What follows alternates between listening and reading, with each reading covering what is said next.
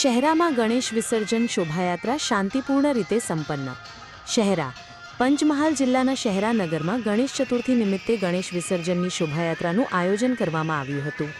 આ શોભાયાત્રા શહેરા પોલીસ સ્ટેશનથી નીકળીને હોળી ચકલા, મેઇન બજાર, સિંધી ચોકડી બસ સ્ટેશન રોડ થઈને તળાવ ખાતે પહોંચી હતી, જ્યાં ગણેશજીની મૂર્તિઓનું વિસર્જન કરવામાં આવ્યું હતું.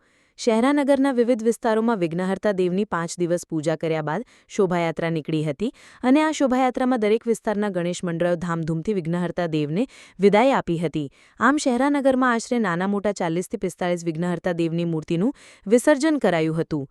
શોભાયાત્રા દરમિયાન કાયદો અને વ્યવસ્થા જાળવવા માટે ચુસ્ત પોલીસ બંદોબસ્ત ગોઠવવામાં આવ્યો હતો.